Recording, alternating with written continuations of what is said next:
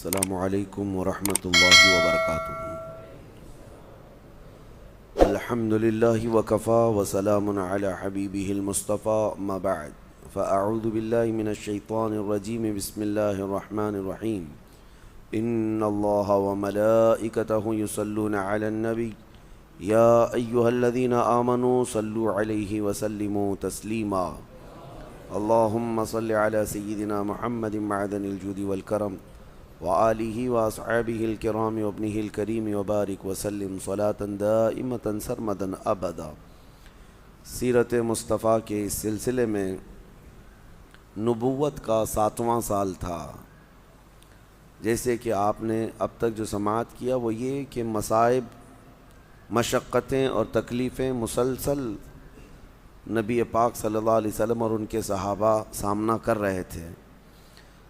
یہ 7واں سال تھا نبوت کا، یہ وہی ہے جو بائیکاٹ کا سال ہے، یعنی مکہ والوں نے سب بیٹھ کر کے میٹنگ کی۔ اس میں کئی قبیلے تھے، کئی خاندان تھے، سبوں نے ایک ایگریمنٹ بنایا، معاہدہ کیا کہ ہم سارے خاندانوں والے مل کر بنو ہاشم کا ایسا بائیکاٹ کریں گے کہ ان سے کوئی لین دین، میل جول، کھانا پانی کچھ نہیں رکھے گا۔ سبوں نے اس پر دستخط کر دیے اور وہ لے جا کر کے ایگریمنٹ خانہ کعبہ پر لٹکا دیا گیا کہ اس وقت کوئی بہت اہم چیز ہوتی، معاہدہ ہوتا تو اس کو خانہ کعبہ کے دروازے کے پاس لٹکایا جاتا تھا، اس کی عظمت کے لیے کہ اب اس کو جو توڑے گا وہ خانہ کعبہ کو توڑنے کے برابر ہے۔ تو اتنا بھاری ایگریمنٹ تھا آپس میں سارے لوگوں کا، اور نبی پاک صلی اللہ تعالیٰ علیہ وسلم اور ان کا مختصر سا خاندان، یعنی حضور کے چچا اور پھوپھیاں، یہ سب بائیکاٹ میں شامل ہو گئے، سوائے ابو لہب کے۔ حضور پاک صلی اللہ تعالیٰ علیہ وسلم شعب ابی طالب جس کو کہتے ہیں، ایک گھاٹی، دو پہاڑوں کے بیچ میں ایک چھوٹا سا راستہ تھا جس کو درہ بھی کہا جاتا ہے، اس میں نبی پاک صلی اللہ تعالیٰ علیہ وسلم اور ان کا خاندان محصور ہو گئے، گھیراؤ میں آ گئے، اور پہاڑوں کے چاروں طرف ان لوگوں نے ایسا پہرا بٹھائے رکھا تھا کہ دن رات نگرانی کرتے تھے کہ کوئی ان کے پاس آ جا تو نہیں رہا ہے، کوئی نہیں آتا۔ یہاں تک کہ اس خاندان کے اوپر اتنی مصیبتیں آئی کہ ان دنوں میں نبی پاک صلی اللہ علیہ وسلم پتے کھاتے رہے اور چمڑوں کو پکا کر کے ابال کر کے کھاتے رہے۔ یہ تکلیفوں کے دن کنٹینیو چلتے رہے، 3 سال گزر گئے۔ جو پھر دوسرے قریش خاندان کے اور مکہ کے کچھ لوگ تھے، انہوں نے یہ مسلسل دیکھ کر کے، اس میں ایک 8-10 لوگ ایسے نکلے، اس ایگریمنٹ کے خلاف انہوں نے ایک تحریک چھیڑ دی، ایک موومنٹ چلی، اور مکہ میں جگہ جگہ پر ان لوگوں نے یہ کہنا شروع کیا کہ ہمارے ہی گاؤں کے لوگ، ہمارے ہی وطن کے، ہماری خاندان کے محمد صلی اللہ تعالیٰ علیہ وسلم جو اخلاق میں سب سے اعلیٰ تھے، ان کو اور ان کے خاندان کو اس طرح سے اذیت دینا یہ کہاں کا انصاف ہے۔ بڑھ چڑھ کر کے یہ آوازیں جب ہونے لگی تو لوگ آئے، حرم کعبہ میں بھی آئے۔ اس میں ایک جبیر بن مطعم یہ شخص تھا، حالانکہ سب کافر ہی تھے، کوئی ایمان والے نہیں تھے۔ ان لوگوں نے مہم چھیڑی کہ کم از کم یہ کام تو نہ کریں کہ ہم جو کھانا پانی کر رہے ہیں اتنا تو ان کو بھی ملنا چاہیے۔ اس پر ابو جہل آیا اور اس نے کہا، خبردار اگر کسی نے بھی اس معاہدے کو ہاتھ لگایا تو جنگ ہو جائے گی۔ تو جبیر بن مطعم اور ان کے ساتھی جو تھے انہوں نے کہا، ہم بھی تلواریں نکالتے ہیں، اس وقت تک اب ہم حرم سے نہیں ہٹیں گے جب تک اس معاہدے کو، اس ایگریمنٹ کو پھاڑ کر نہیں پھینکیں گے۔ تو ان میں آپس میں ہی یہ سب چیزیں چلنے لگیں۔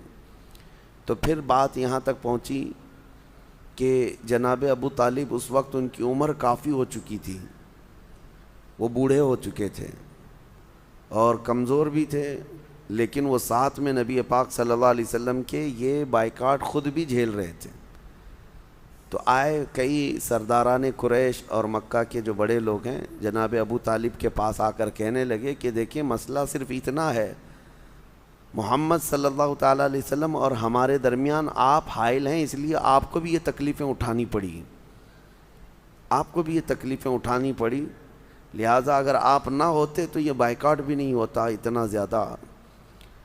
تو اس وقت جب یہ تحریک چھڑی تو جناب ابو طالب نے کہا کہ دیکھو میں محمد کی ایک بات سن رہا ہوں، محمد نے یہ کہا ہے کہ جو ایگریمنٹ تم نے بنایا تھا ہمارے بائیکاٹ کا، اس کو سارا دیمک کھا چکی ہے۔ جو خانہ کعبہ پر تم نے لٹکایا تھا اس کو ساری دیمک کھا چکی ہے، لیکن اللہ کے نام جہاں جہاں ہے اس کو دیمک نہیں کھائی ہے۔ یہ گھاٹیوں میں بیٹھ کر نبی پاک صلی اللہ علیہ وسلم خبر دے رہے ہیں، اور جناب ابو طالب وہ آئے ہوئے لوگوں سے کہتے ہیں جاؤ دیکھو، حقیقت میں اگر ایسا ہی ہے جیسے محمد کہہ رہے ہیں تو پھر تم لوگ جس کی کام کے لیے کھڑے ہو وہ یقیناً حق کام ہے، اور اگر ایسا نہیں ہے تو اس سزا کو اور طویل کر دو، اس سزا کو اور لمبی کر دو۔ لوگ جو ذمہ دار تھے وہ آئے خانہ کعبہ کے پاس، دروازے وہ جو معاہدہ تھا جو 3 سال پہلے کیا گیا تھا اس کو نکال کر دیکھا گیا تو ساری دیمک کھا چکی تھی، لیکن جہاں جہاں اللہ کا نام لکھا ہوا تھا وہاں دیمک کچھ نہیں کھائی۔ جیسے میرے آقا صلی اللہ علیہ وسلم نے خبر دی تھی ویسا ہی ہوا۔ ہونا تو یہ چاہیے تھا کہ اس غیب داں نبی کی خبر پر لوگ ایمان لاتے، لیکن ابو جہل نے وہاں پر یہ شور مچایا کہ محمد کا اس پر جادو ہے، اپنے کاموں پر اس نے جادو کیا ہے۔ بہرحال جو عقل والے تھے وہ اس وقت حضور کی اس خبر کو دیکھ کر ایمان لائے، نبی پاک صلی اللہ تعالیٰ علیہ وسلم کے حامی ہو گئے۔ اس کے بعد وہ جو بچا کچا تھا ایگریمنٹ اس کو پھاڑ کر پھینک دیا گیا، اور یہ سوشل بائیکاٹ جو ہے یہ ختم کر دیا گیا۔ اب یہ نبوت کا 10واں سال ہے، یعنی نبی پاک صلی اللہ علیہ وسلم کی عمر مبارک کتنی ہوگی اس وقت؟ آپ کو اندازہ ہونا چاہیے جب نبوت کا 10واں سال ہے، حضور پاک صلی اللہ علیہ وسلم کی عمر 50 سال کی، کیونکہ 40 سال کی عمر میں آپ نے اعلان فرمایا، اور نبوت کا 10واں سال مطلب حضور کی عمر 50 سال تھی۔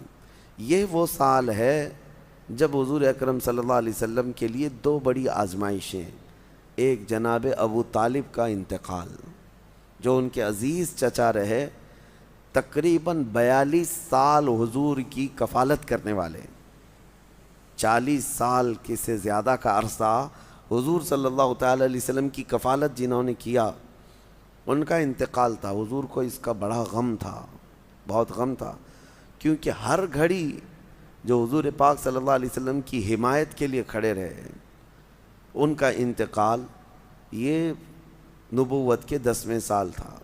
چند دن نہ گزرے تھے، ابھی زیادہ دن نہیں گزرے تھے کہ یہی وہ نبوت کا 10واں سال تھا کہ آپ کی عزیز زوجہ جو اپنے مال سے اور اپنی ہمدردی سے ہمیشہ حضور کے ساتھ کھڑی رہیں، اور سب سے پہلے اسلام لانے والی ام المومنین خدیجۃ الکبریٰ رضی اللہ تعالیٰ عنہا، ان کا انتقال ہوا۔ ان کا بھی انتقال نبوت کے 10ویں سال ہوا، اور اسی سال ایک ہی سال میں 2 بڑی موتیں ہیں حضور کے عزیز لوگوں کی۔ ام المومنین کا انتقال 10 رمضان المبارکہ کو ہوا، سیدہ خدیجۃ الکبریٰ رضی اللہ تعالیٰ عنہ کا، اور اتفاق ہے کہ آج 10 رمضان المبارکہ ہے، آج 10واں روزہ ہے نا، آج یوم خدیجۃ الکبریٰ ہے، سیدہ کا آج یوم وصال ہے۔ نبی پاک صلی اللہ تعالیٰ علیہ وسلم کو اس کا بڑا غم تھا۔ اس پورے سال کا نام میرے آقا صلی اللہ علیہ وسلم نے عام الحزن رکھا، یعنی یہ غموں کا سال ہے، غموں کا سال ہے۔ اور اللہ کے حبیب صلی اللہ تعالیٰ علیہ وسلم حضرت خدیجہ کی وفات کے بعد کافی غمگین رہتے تھے، کیونکہ جو ہمیشہ آپ اندازہ کریں جب پہلی وحی آئی اس وقت رسول کریم صلی اللہ علیہ وسلم کو جو بہت زیادہ دلاسا دینے والی گھر کی کوئی خاتون تھی تو حضرت خدیجہ تھی۔ وہ یوں کہتی تھی، ان کے الفاظ یہ ہیں کہ آپ کے ساتھ آپ کا خدا کبھی برا ہونے نہیں دے گا، آپ یتیموں کے ماوا ہیں، بیواؤں کے ملجا ہیں، بوڑھوں کا بوجھ اٹھاتے ہیں، کمزوروں کی مدد کرتے ہیں۔ یہ الفاظ حضرت خدیجۃ الکبریٰ کے تھے۔ آپ جیسے اخلاق والے کو اللہ تعالیٰ کبھی برا کچھ ہونے نہ دے گا۔ نبی پاک صلی اللہ تعالیٰ علیہ وسلم کے 2 عزیزوں کی موت ظاہر سی بات ہے اس راستے میں ایک بڑی آزمائش تھی۔ اب اللہ کے حبیب صلی اللہ تعالیٰ علیہ وسلم نے جو یہ دن گزارے، کتنے شادی کی جو زندگی میرے آقا صلی اللہ علیہ وسلم کی حضرت خدیجہ کے ساتھ گزری ازدواجی، وہ 25 سال کی زندگی ہے۔ 25 سال ام المومنین خدیجۃ الکبریٰ رضی اللہ تعالیٰ عنہا کے ساتھ حضور اکرم صلی اللہ علیہ وسلم نے گزارے، اور انتقال کے وقت ماں خدیجۃ الکبریٰ کی عمر 65 سال کی تھی، اور اس وقت نبی پاک صلی اللہ علیہ وسلم کے ہاں 6 اولاد تھیں، یعنی جن میں سے 4 بیٹیاں اور 2 بیٹوں کا انتقال ہو چکا تھا۔ یہ حضرت خدیجۃ الکبریٰ کے بطن پاک سے ہوئی۔ بڑی بیٹی نبی پاک صلی اللہ علیہ وسلم کی حضرت سیدہ زینب، دوسری صاحبزادی حضرت ام کلثوم، دوسری صاحبزادی حضرت رقیہ، تیسری حضرت ام کلثوم، چوتھی صاحبزادی سیدہ فاطمۃ الزہرا سلام اللہ علیہا، اور جو 2 بیٹے انتقال کر گئے ان میں ایک حضرت عبداللہ اور ایک حضرت قاسم۔ نبی پاک صلی اللہ تعالیٰ علیہ وسلم کے ان دونوں بیٹوں کا بہت بچپن میں انتقال ہوا۔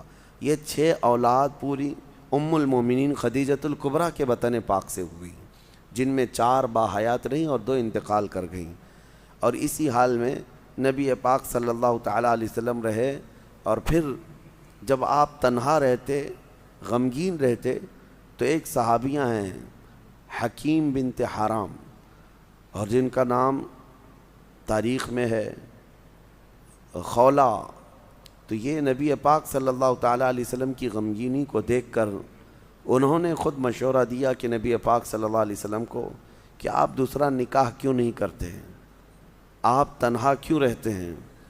تو پھر ان کے مشورے پر حضرت سودا بنت زمعہ، یہ دوسری سب سے پہلے آنے والی حضور کے نکاح میں زوجہ مطہرہ ہیں، نبی پاک صلی اللہ تعالیٰ علیہ وسلم نے ان سے نکاح فرمایا۔ اب یہاں سے جو نکاح کے اور دیگر سلسلے ہیں وہ شروع ہوئے، کئی ازواج مطہرات میرے آقا کے حرم میں آئیں۔ اب تبلیغ اسلام کا جو سلسلہ تھا وہ کہاں کو پہنچا؟ اب مسئلہ یہ ہے کہ نبی پاک صلی اللہ علیہ وسلم حج کا جو موسم ہوتا تھا اس کو بہت اہمیت دیتے تھے، کہ ہر جگہ سے لوگ آتے تھے، حضور مینا کی وادی میں جاتے تھے، اور وہاں جو مختلف قبیلے آتے ان کے سامنے تبلیغ فرماتے، لوگ متاثر ہوتے تھے۔ تو ایک سال یہ تھا، یہی نبوت کا 11واں سال تھا، تب یثرب سے، جو مدینہ کا پرانا نام ہے یثرب، وہاں سے کچھ لوگ آئے تھے، انصار قبیلے کے لوگ، 6 لوگ تھے، ان کے ہاں نبی پاک صلی اللہ علیہ وسلم خود تشریف لے گئے، ان سے ان کا نام و نسب پوچھا، اور اس کے بعد ان کے آنے کی بستی پوچھی، تو انہوں نے بتایا ہم یثرب سے آئے ہوئے ہیں۔ یثرب جو علاقہ تھا، یہاں اوس اور خزرج 2 قبیلے تھے، بہت پرانے، لیکن وہ اتنا لڑتے تھے کہ ان کی جنگیں پوری دنیا میں مشہور ہیں۔ انہوں نے اتنی لمبی جنگ لڑی ہے، شاید آج وہ ورلڈ بک میں ریکارڈ میں آ جاتی ہیں، کہ 120 سال جنگ ایک ہی میٹر پر 120 سال تک دونوں قبیلوں میں جنگ چلتی رہی ہے، کتنے مرے کتنے کٹے، اور بیس کیا تھی؟ ایک خاندان والے نے دوسرے خاندان والے کی کھٹوری توڑ دی تھی، اس پر جو ہے نا ان کی 120 سال جنگ چلی ہے۔ اوس اور خزرج یہ مدینے کے لوگ تھے، اور جب ان کے اچھے نامی گرامی بہادر سب مر گئے تو وہاں پر یہودیوں کا غلبہ ہو گیا، تو مدینے میں جو ہے یعنی یثرب جو پہلا تھا، یہودی آباد تھے۔ اب یہ جو انصار ہیں جن کو اوس اور خزرج یہ دونوں قبیلے والے، ان کو بھی اچھی طرح معلوم تھا، کیونکہ یہ تو اگرچہ بت پرستی کرتے تھے لیکن جو یہودی تھے وہ پڑھے لکھے تھے اور اہل کتاب میں سے تھے، تو ایک نبی آخر الزماں کا ذکر وہ بار بار یہودی کرتے تھے۔ انشاءاللہ میں آپ کو بتاؤں کہ مدینہ آباد کیوں ہوا تھا۔ تو یہودی جو ہے وہ ہمیشہ ایک آخری نبی کے آنے کی خبریں دیتے رہتے تھے، اور یوں ڈراتے تھے یہ اوس اور خزرج کو کہ آخری نبی کے آنے کی علامتیں پوری ہو چکی ہیں، جب وہ آئیں گے ہم ان کی فوج میں شامل ہو کر کے تم کو اچھی طرح ماریں گے۔ یہ یہودی ان کو دھمکیاں دیتے تھے، اور وہ اوس و خزرج ڈرتے بھی تھے کہ آخری نبی آنے والے ہیں۔ لیکن ہوا یہ کہ جب آخری نبی آئے تو یہودی تو ایسے ہی رہ گئے۔ یہ انصار یعنی اوس و خزرج قبیلے کے لوگ حج پہ آئے ہوئے تھے، نبی پاک صلی اللہ تعالیٰ علیہ وسلم نے ان کے پاس دعوت اسلام پیش فرمائی۔ تو وہ 6 لوگ جو آئے تھے پہلے، سب سے فرسٹ 6 لوگ، انہوں نے دیکھا، اور اس کے بعد پس و پیش کر رہے تھے تو نبی پاک صلی اللہ علیہ وسلم نے قرآن کی آیتیں تلاوت کرنا شروع فرمایا، اور مدینے کی یعنی یثرب کی کچھ خصوصیات بتائی، تو آپس میں ایک دوسرے کا منہ دیکھنے لگ گئے اور کہا جس نبی کے انتظار میں پورے یثرب میں شور چلتا رہتا ہے، کیا یہ وہی نبی ہیں؟ نبی پاک صلی اللہ علیہ وسلم نے فرمایا ہاں میں وہی نبی ہوں جس کا انتظار دنیا کر رہی ہے۔ تو وہ جو 6 لوگ آئے تھے انہوں نے کہا اچھا ہے کہ یہودی ایمان لائیں گے، اس سے پہلے ہم ایمان لاتے ہیں، کیونکہ اتنے دنوں سے تو دھمکیاں دے ہی رہے ہیں کہ آخری نبی کی فوج میں وہ شامل ہو کر کے ہم کو مارنے والے ہیں، ہمارا خاتمہ کرنے والے، ہم پہلے ایمان لاتے ہیں۔ پہلے یہی 6 لوگ ایمان لائے اور واپس گئے یثرب، اور یثرب جا کر کے انہوں نے شور کیا سب کو، اللہ کے وہ آخری نبی جس کا انتظار تھا وہ آ گئے ہیں اور ہم ان کے ہاتھ پر ایمان لائے ہیں۔ ان کی دعوت پر پھر 12 لوگ پھر آئے مکہ مکرمہ، وہ حضور پاک صلی اللہ علیہ وسلم کے پاس بیٹھے، حضور سے قرآن کی آیتیں سنی، وہ ایمان لے آئے۔ نبوت کا 13واں سال تھا، یعنی ہجرت سے تھوڑے دن پہلے کی بات تھی۔ 70 لوگوں کا قافلہ پھر مدینے سے آیا یثرب سے، اور وہ سب کے سب نبی پاک صلی اللہ علیہ وسلم کے ہاتھ پر ایمان لائے، واپس مدینے آئے۔ مدینے میں یعنی جو پرانا یثرب ہے، گھر گھر میں اب اسلام ایمان یہی باتیں چل رہی تھی، آخری نبی کے چرچے خوب چل رہے تھے۔ اب یہودیوں کے پیٹ میں درد شروع ہوا، ان کا کہنا یہ تھا کہ وہ آخری نبی ہمارے خاندان میں آئیں گے، یہ قریش میں کیسے آ گئے؟ یہ جلن، یہ حسد یہودیوں کو آج تک ہے، آج تک ہے۔ آپ کو میں بتاؤں 2 خاندان پوری دنیا میں مشہور، ایک بنی اسرائیل، ایک بنی اسماعیل، اور یہ دونوں ہیں حضرت ابراہیم علیہ السلام کی۔ یہ ایک اہم بات میں آپ کے سامنے رکھ دیتا ہوں۔ ابراہیم علیہ السلام کے 2 بیٹے تھے، ابراہیم علیہ السلام کے 2 بیٹے، ایک حضرت اسماعیل علیہ السلام، ایک حضرت اسحاق علیہ السلام۔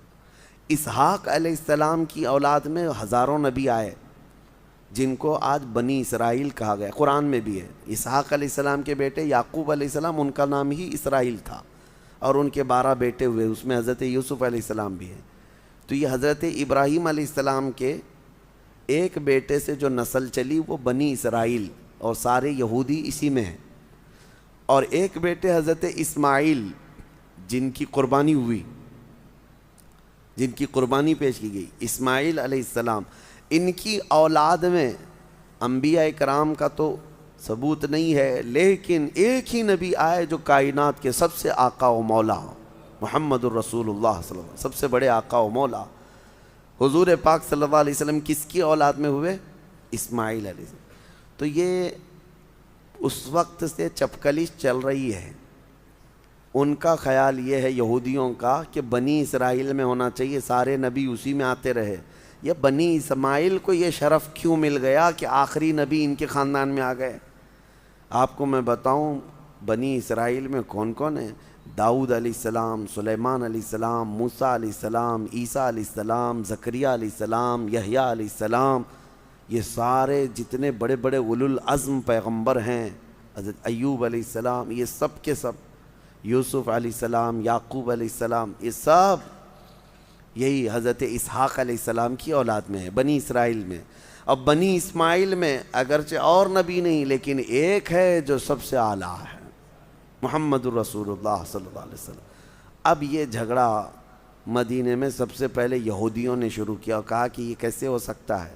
آج بھی جا کر کے ان یہودیوں سے پوچھیں، ہمارے کئی علماء ان سے ڈیبیٹ کرتے ہیں، آخر وہ جو تمہاری کتابوں میں آخری رسول کا ذکر ہے کہ ایک آخری رسول آنے والا ہے، وہ آیا کہ ابھی تک نہیں آیا؟ ان سے اب پوچھیں، ابھی جا کر کے، یہودی آج بھی ہیں، کتابوں میں ابھی بھی ذکر ہے نا، وہ آخری رسول آیا یا نہیں آیا؟ ان کا جواب نہیں۔ اگر آیا تو وہ کون ہے، اور نہیں آیا تو ابھی کب آئے گا؟ ان کے پاس اس آخری رسول کی نشانیاں ہیں۔ قرآن خود کہتا ہے یہ محمد رسول اللہ صلی اللہ علیہ وسلم کو ایسے جانتے ہیں جیسے اپنے بیٹوں کو بھی نہیں جانتے، انہیں پکا معلوم ہے یہی آخری رسول ہیں، حسد کے مارے لیکن نہیں کہتے کہ وہ آخری رسول جن کا تذکرہ کتابوں میں آیا ہے۔ بہرحال مدینے میں انصار بازی لے گئے، یہ آگے بڑھ گئے اور ایمان لائے اور چرچا خوب ہونے لگا۔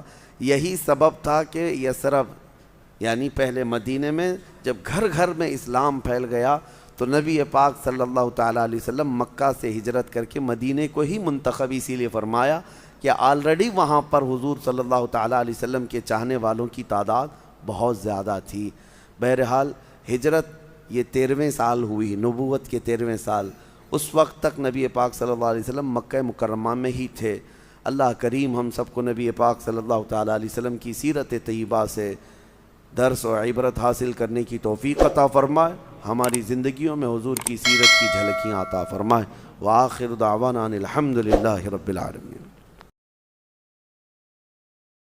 اللہ وبرکاتہ۔ الحمد للہ وکفا وسلام علی حبیبہ المصطفى اما بعد فاعوذ باللہ من الشیطان الرجیم بسم اللہ الرحمن الرحیم ان اللہ وملائکتہ یصلون علی النبی یا ایہا الذین آمنوا صلوا علیہ وسلموا تسلیما اللہم صل علی سیدنا محمد معدن الجود والکرم وآلہ واصحابہ الکرام وابنہ الکریم وبارک وسلم صلاة دائمة سرمدا ابدا۔ نبوت کا 10واں سال 11واں سال گزرا، اس کے بعد 13واں سال تھا جب نبی پاک صلی اللہ علیہ وسلم کے دست حق پرست پر مدینے کے 70 سے زیادہ صحابہ ایمان لا چکے تھے اور مکہ والوں کی تکلیفیں بہت بڑھ چکی تھیں۔ اسی اثنا میں ایک مرتبہ کا سفر بھی حضور اکرم صلی اللہ علیہ وسلم نے فرمایا، تبلیغ کا سفر جو مشہور ہے۔ اللہ کے حبیب صلی اللہ علیہ وسلم نے جب دیکھا کہ مکہ والے اذیت پر آمادہ ہیں اور جلد قبول کرنے والوں میں سے نہیں ہیں، تو آپ نے یہ ارادہ فرمایا کہ مکہ سے نکل کر کے طائف شہر جاتے ہیں۔ طائف شہر میں مالدار لوگ بھی بہت سارے تھے، اہل عقل بھی تھے، ان کے اسلام لانے سے فائدہ بھی ہوتا کہ اثر و رسوخ والے تھے۔ حضور پاک صلی اللہ تعالیٰ علیہ وسلم نے یہ ارادہ فرما کر طائف کا سفر کیا۔ تو طائف جب گئے میرے آقا صلی اللہ علیہ وسلم آپ کے ساتھ آپ کے منہ بولے بیٹے حضرت زید بن حارثہ رضی اللہ تعالیٰ عنہ ساتھ میں تھے۔ یہ شروع اسلام لانے والوں میں ہیں حضرت زید، بالکل ابتدا میں جو لوگ ایمان لائے ان میں حضرت زید بن حارثہ۔ تو نبی پاک صلی اللہ تعالیٰ علیہ وسلم شہر طائف پہنچ کر وہاں کے جو بڑے لوگ تھے ان کے پاس گئے، جو اثردار لوگ تھے ان کے پاس نبی پاک صلی اللہ علیہ وسلم نے اسلام کی دعوت رکھی، انہیں سمجھایا۔ تو جو بیٹھے تھے ایک محفل میں وہ سب مذاق اڑا کر اٹھ گئے۔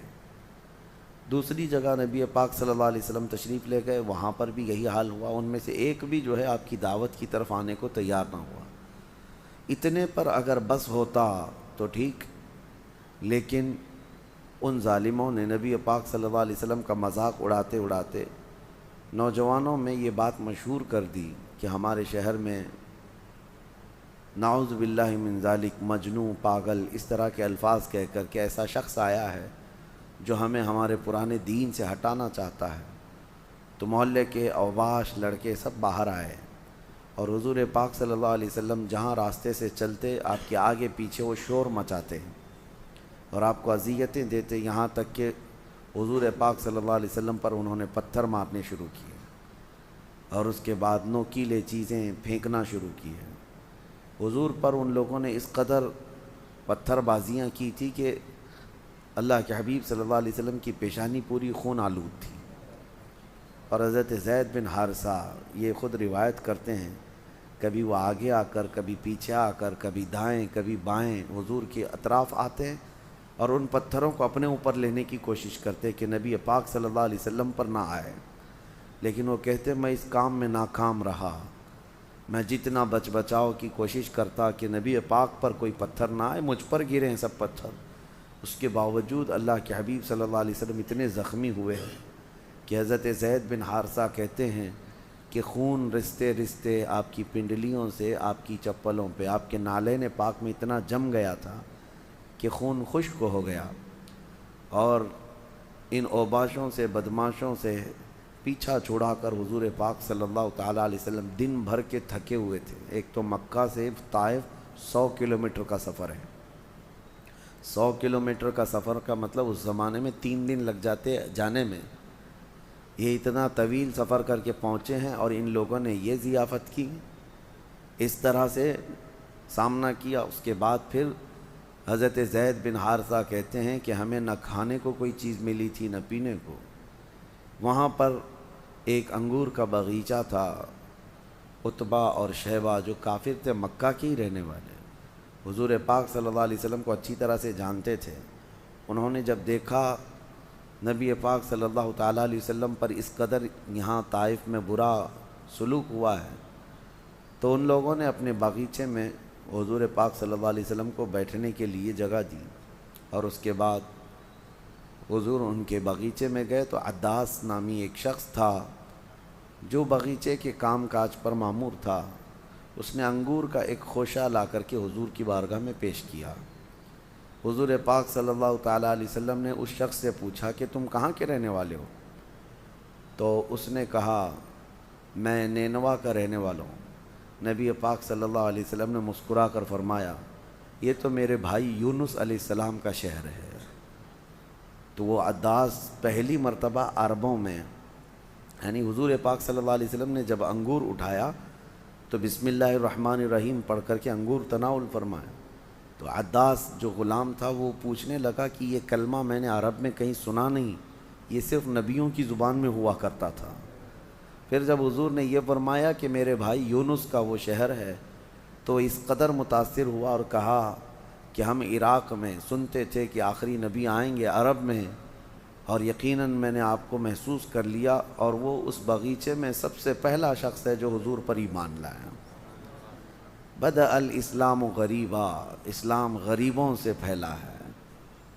طائف کے بڑے بڑے سیٹھ، بڑے بڑے پیسے والے ایمان تو نہیں لائے ہیں، لیکن انگور کے باغیچے میں کام کرنے والا ایک مزدور حضور پاک صلی اللہ علیہ وسلم پر ایمان لایا تو جانتے ہیں حضور کی خوشیاں دوبالا ہو گئی۔ فرمایا نبی پاک صلی اللہ علیہ وسلم نے ان کے پتھروں سے اتنا غم نہ ہوا جتنا تیرے ایمان لانے کی خوشی ہوئی۔ حضور پاک کی یہی تو تعریف قرآن نے کہا حریص علیکم بالمؤمنین، تمہارے پاس وہ رسول آیا جو صرف تمہارے ایمان کی طلب رکھتا ہے۔ نبی پاک صلی اللہ تعالیٰ علیہ وسلم وہاں سے نکلے۔ آپ کو میں بتاؤں یہ عداس جہاں حضور کو انگور کا خوشہ پیش کیا تھا وہاں پر آج ایک مسجد بنی ہے طائف شہر میں، اور آج بھی وہاں انگور کا باغیچہ موجود ہے، آج بھی انگور ہوتے ہیں۔ حضور پاک صلی اللہ علیہ وسلم نے جہاں سے تناول فرمایا تھا، اس کے بعد ماں عائشہ صدیقہ رضی اللہ تعالیٰ عنہ کی ایک روایت میں بتاتا ہوں۔ حضور پاک صلی اللہ تعالیٰ علیہ وسلم سے حضرت عائشہ صدیقہ نے پوچھا تھا یا رسول اللہ صلی اللہ علیہ وسلم جنگ احد میں، کیونکہ جنگ احد میں حضور کے دندان مبارک شہید ہوئے تھے، حضور کے چہرے پر لوہے کی ٹوپی سے ایک ظالم نے مارا تھا تو لوہے کی کڑی حضور کے رخساروں سے اندر گھس گئی تھی، حضور کے دانت مبارک شہید ہوئے ہیں، 70 صحابہ شہید ہوئے، بہت سخت جنگ تھی۔ حضرت عائشہ نے پوچھا تھا یا رسول اللہ صلی اللہ علیہ وسلم کیا آپ کی زندگی پاک میں جنگ احد کی طرح کوئی سخت چیز آئی؟ حضور نے فرمایا کہ ہاں، جنگ احد سے بھی زیادہ سخت دن طائف کا تھا، طائف کا تھا۔ طائف کے سفر میں ان لوگوں نے اس قدر پتھراؤ کیا تھا کہ میری پیشانی لہو لہان ہوئی تھی اور نالین پاک کو تلووں سے نکالنا مشکل تھا۔ حضور پاک صلی اللہ تعالیٰ علیہ وسلم ایک جگہ پہاڑ کے نیچے آرام کرنے کے لیے تشریف لے گئے۔ وہاں آج بھی مسجد الرسول بنائی گئی ہے، چھوٹی سی مسجد، بہت پرانی ہے، بہت پرانی۔ حضور نے جہاں سجدہ فرمایا، جب اپنے غلام اپنے منہ بولے بیٹے کے ساتھ سجدے ریز ہیں، اس وقت ظالموں نے اوپر پہاڑ سے ایک بہت بڑا پتھر ڈھکیل دیا، پہاڑ سے کہ وہ پتھر لڑکتا وہ آئے اور حضور پاک صلی اللہ علیہ وسلم اور ان کے صحابی کے اوپر گر جائے۔ وہ اتنا بڑا پتھر ہے، فرمایا روایت میں انہوں نے وہاں سے لڑکایا، لیکن اللہ کے فرشتوں نے اس کو وہیں بیچوں بیچ روک دیا۔ وہ پتھر آج تک رکا ہوا ہے، آج تک وہ پہاڑ پر اسی طرح سے رکا ہوا ہے، صدیاں گزر گئیں۔ اب اس کے بعد نبی پاک صلی اللہ علیہ وسلم فرماتے ہیں میں طائف سے لوٹ رہا تھا کہ بیچ راستے میں جبرائیل امین علیہ السلام تشریف لائے، اللہ کے حبیب صلی اللہ علیہ وسلم کی بارگاہ میں آئے اور عرض کیا کہ حضور دو فرشتے آئے ہوئے ہیں آپ سے ملاقات کے لیے۔ حضور نے ان دو فرشتوں کے متعلق پوچھا کون ہیں؟ جبرائیل امین علیہ السلام نے عرض کیا یا رسول اللہ صلی اللہ علیہ وسلم، آپ کی دعوت کو بھی اللہ نے سن لیا اور شہر طائف کے انکار کو بھی اللہ نے سن لیا، لہٰذا اللہ تعالیٰ نے یہ ان فرشتوں کو آپ کے پاس بھیجا ہے جو پہاڑوں پر عذاب لایا کرتے ہیں، پہاڑوں کے ذریعے سے عذاب لایا کرتے ہیں۔ ان دونوں فرشتوں نے سلام پیش کیا حضور پاک صلی اللہ علیہ وسلم کی بارگاہ میں، عرض کیا شہر طائف دو پہاڑوں کے بیچ میں آباد تھا، ان دونوں پہاڑوں کے نام بھی ہیں، جبل قیقعان اور ایک کوئی پہاڑ کے دونوں نام تھے، ان دو بڑے پہاڑوں کے بیچ میں یہ شہر آباد ہے۔ دونوں فرشتوں نے عرض کیا یا رسول اللہ صلی اللہ علیہ وسلم، پچھلے نبیوں کی امتوں نے جب ان کو جھٹلایا ہے ہم اترتے اور اس قوم کو ہمیشہ کے لیے ختم کرتے، اللہ کے حکم سے ہم آئے ہیں لیکن آپ کی اجازت درکار ہے۔ یہ شہر طائف کی قوم آپ کو جھٹلائی اور آپ پر پتھراؤ کی، اللہ نے یہ سب دیکھا ہے، حکم فرما ان دونوں پہاڑوں کو ہم ملا دیں گے، یہ طائف شہر ہمیشہ کے لیے ختم ہو جائے گا۔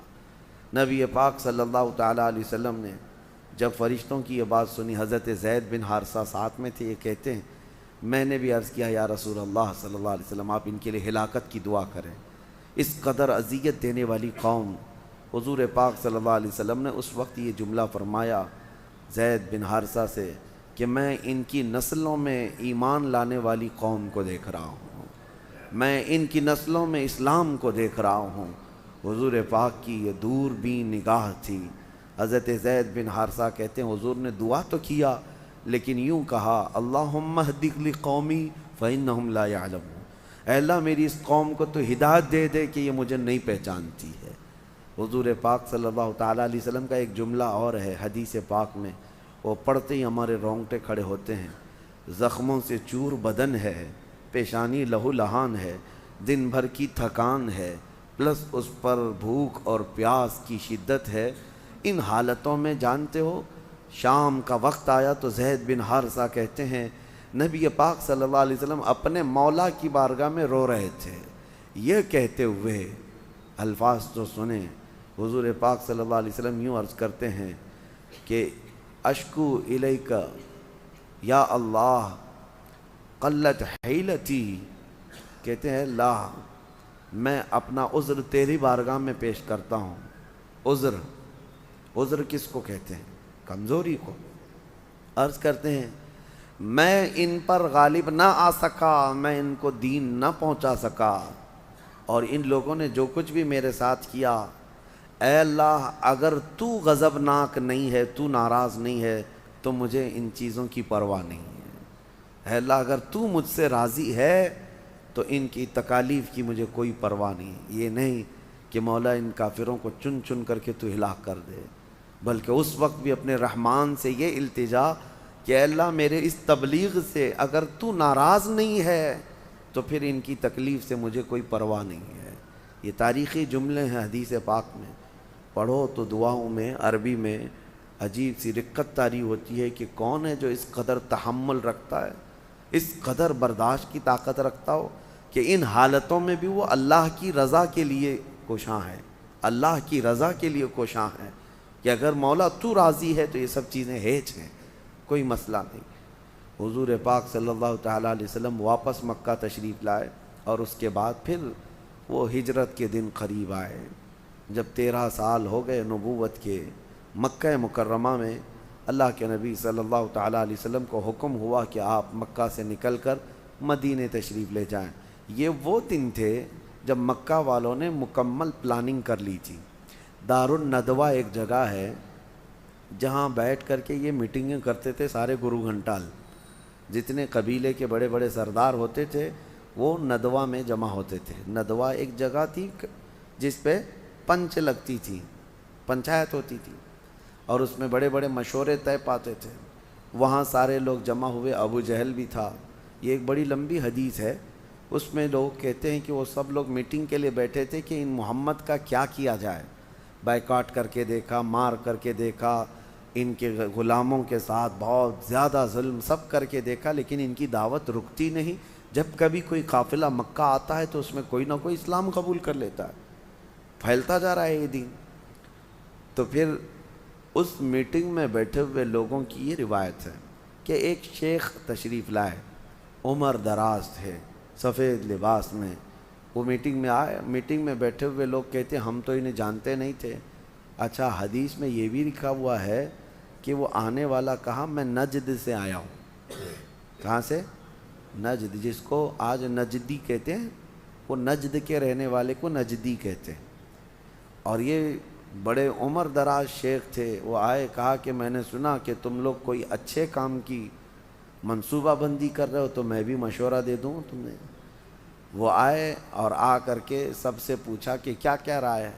ڈرے ہوئے تھے لوگ کہ ہم اگر ماریں گے، قتل کریں گے تو قریش کا مقابلہ پھر اس خاندان سے ہو جائے گا، کیونکہ ایک خاندان والے کو مارنے کا مطلب یہ ہوتا کہ پورا خاندان اس سے جنگ کرتا، قصاص لیتے۔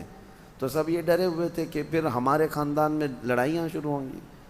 تو آئے ہوئے شیخ، نجدی شیخ نے مشورہ یہ دیا، ایک کام کرو کہ ہر خاندان کا ایک ایک آدمی آگے آئے اور ہر ایک آدمی ایک ایک تلوار لے کر کھڑا رہے، اور سارے لوگ مل کر کے جب ماریں گے تو قریش جو ہے ہر خاندان سے تو بدلہ نہیں لے سکتی، خاندان قریش ہر ایک سے تھوڑی نا جنگ کر سکتا ہے، تو لہٰذا ایک خاندان اگر جا کر مارے گا تو جنگ ہونے کے اندیشے ہیں سارے لوگ۔ تو سب لوگ کہتے ہیں کیا مشورہ تھا، بہترین مشورہ تھا، اور ہم سب لوگوں نے اتفاق کیا کہ مکہ میں جتنے آباد قبیلے ہیں ہر ایک قبیلے کا ایک ایک آدمی رات کو محمد صلی اللہ علیہ وسلم کے گھر جائے گا اور ہر ایک اپنی تلوار سے انہیں مارے گا، تاکہ قصاص بدلہ لینے کے لیے قریش کے پاس کوئی چارہ نہ رہے۔ یہ طے پایا، یہ میٹنگ بھی ہوئی۔ جانتے ہیں یہ شیخ نجدی ابلیس لعین تھا، شیطان مردود تھا، جس کے متعلق صاف ہے، لیکن کہہ کر کے کیا آیا؟ شیخ نجدی۔ حیرت کی بات ہے، پتہ نہیں اس وقت کون سا لال رومال پہنا تھا، کون سا پہنا تھا، لیکن حدیث پاک میں ملتا ہے ندوہ اور شیخ نجدی، یہ دونوں لفظ ہیں۔ پلان کے مطابق، منصوبہ کے اعتبار سے وہ لوگ رات کے وقت ہر قبیلے کا، ہر خاندان کا ایک ایک نوجوان حضور پاک صلی اللہ علیہ وسلم کے گھر کے اطراف جمع ہو گئے۔ آج کی رات انہیں قتل کرنے کا پورا پلان تھا۔ حضور پاک صلی اللہ تعالیٰ علیہ وسلم کو اللہ نے خبر دے دی کہ باہر آپ کے قتل کے منصوبے بن چکے ہیں۔ اس وقت نبی پاک صلی اللہ علیہ وسلم اپنے گھر میں حضرت علی کرم اللہ وجہہ الکریم کے ساتھ تنہا تھے، تو حضرت علی رضی اللہ تعالیٰ عنہ کو آپ نے فرمایا تم آج میرے بستر پر سو جاؤ، میں نکل رہا ہوں اور مدینے کا سفر ہے، اور کل تم بھی لوگوں کی جو امانتیں میرے پاس رکھی ہیں وہ سب واپس لوٹا دینا اور چلے آنا۔ حیرت کی بات ہے، اس وقت تک دشمنی بھی کرتے تھے اور حضور کے پاس امانت بھی رکھتے تھے۔ جو جان لینے کے در پہ تھے وہ اپنی امانت بالکل سیف بینک، ان کو پتہ تھا حضور پاک صلی اللہ علیہ وسلم کے پاس رکھی ہوئی امانت کہیں ادھر ادھر نہیں ہوتی، وہ اپنی امانتیں وہیں رکھتے تھے۔ حضور اس حالت میں بھی جب چھوڑ کر کے جا رہے ہیں، یہ نہیں کہ یہ سب میرے جانی دشمن ہیں میں ان کا سب مال لے کے جاؤں، مولا علی سے کہا کہ سب کی امانتیں دے دینا اور تم چلے آنا۔ نبی پاک صلی اللہ علیہ وسلم اس گھر سے جو نکلے، روایت میں، حدیث پاک میں ہے، سورہ یاسین شریف کی آپ تلاوت کرتے رہے اور ہاتھ میں کچھ مٹی اٹھائی اور ان کافروں کے منہ پر مار دیا جو دروازے کے باہر کھڑے تھے۔ سب کے سب اندھے ہو گئے، کوئی دیکھ نہ سکا۔ نبی پاک صلی اللہ علیہ وسلم ان کے درمیان سے گزرتے ہوئے نکل آئے، کسی کو خبر تک نہ ہوئی، یہاں تک کہ حضور صلی اللہ علیہ وسلم سیدھے حضرت ابوبکر صدیق کے گھر گئے۔ حضرت ابوبکر صدیق جاگ رہے تھے، فوراً کھڑے ہو گئے، یا رسول اللہ صلی اللہ علیہ وسلم کیا ہجرت کا حکم آ گیا؟ حضور پاک صلی اللہ علیہ وسلم نے کئی مہینوں پہلے ان سے کہا تھا کہ ایک رات مجھے اللہ تعالیٰ ہجرت کا حکم فرمائے گا، تو صدیق اکبر رو پڑے کہ کیا مکہ چھوڑ کر آپ جائیں گے؟ حضور نے فرمایا تھا ہاں، جس دن مجھے یہ حکم آئے گا میرے سفر کا ساتھی تو رہے گا ابو بکر۔ حضرت ابو بکر کہتے ہیں اس دن سے میں نے گھر کا دروازہ بند ہی نہیں کیا کہ نہ جانے کب میرے آقا تشریف لائیں میرے گھر۔ حضور صلی اللہ علیہ وسلم آئے ان کے گھر۔ اس کے بعد کے جو احوال ہیں انشاءاللہ آگے عرض کرتا ہوں، لیکن رات ہو گئی۔ شیخ نجدی دوبارہ آئے، دیکھا کہ ہو گیا کام کی نہیں، تو باہر تو یہ تلواریں سونتے ہوئے کھڑے تھے. شیخ نجدی آ کر وہی ابلیس لعین کہا کیا ہوا؟ کہا ابھی انتظار میں ہیں ہم، رات ڈھل جائے تو اندر جائیں. ابلیس نے کہا لعنت ہو تم پر، وہ تو چلے گئے گھر سے، وہ نہیں. تو سب کے سب گھس گئے اندر گھر کے اندر، اور ان کو یقین نہیں آ رہا تھا کہ اتنی سخت پہرے داری سے کیسے جاتے. سب تلواریں لے کر اندر گئے. حضرت علی کرم اللہ وجہہ الکریم بستر پر سوئے ہیں، لیکن یہ بھی کیفیت یہ ہے، یمنی چادر تھی حضور کی، وہ سبز رنگ کی گرین کلر کی ہوا کرتی تھی. تو یمنی چادر اوڑھے ہوئے حضرت علی سو رہے ہیں، چہرہ بھی ڈھکا ہوا ہوگا، چاہتے تو وہیں بستر پر کوئی مار دیتے. تو لوگوں نے ان کے بستر کو گھیر تو لیا، لیکن انہی میں لوگوں نے پکارنا شروع کیا کہ یہ سونے کا طریقہ یا جو چیز دیکھ رہے ہیں یہ محمد نہیں ہو سکتے، محمد صلی اللہ علیہ وسلم نہیں ہو سکتے. پھر جب حضرت علی رضی اللہ تعالیٰ عنہ اٹھ کر بیٹھے تو سب ہیبت ناک ہو کر واپس نکل آئے کہ ہم جن کے قتل کے لیے آئے تھے وہ نہیں تھے. مولا علی کرم اللہ وجہہ الکریم کتنے آرام سے میرے آقا کا بستر سنبھالے ہوئے ہیں، تلواریں جہاں سوتے ہوئے لوگ کھڑے ہیں. حضرت علی فرماتے ہیں مجھے ایسی نیند زندگی میں آئی نہیں کبھی، اس لیے کہ میرے آقا نے فرمایا تھا کہ صبح لوگوں کی امانتیں دے کر آ جانا. مجھے یقین تھا صبح میری ہونا ہے، صبح میری ہونا ہے. ان کے تلواروں سے یا ان کے نشانوں سے کوئی خوف نہیں تھا. اس کے بعد جو ہجرت کا سفر ہوا مدینہ طیبہ کا، انشاءاللہ العزیز اس کو آگے کے سلسلے میں عرض کرتا ہوں. اللہ کریم میرے آقا صلی اللہ علیہ وسلم کی سچی پکی عقیدت و محبت ہم سب کو نصیب فرمائے. وآخر دعوانا ان الحمد للہ رب العالمین.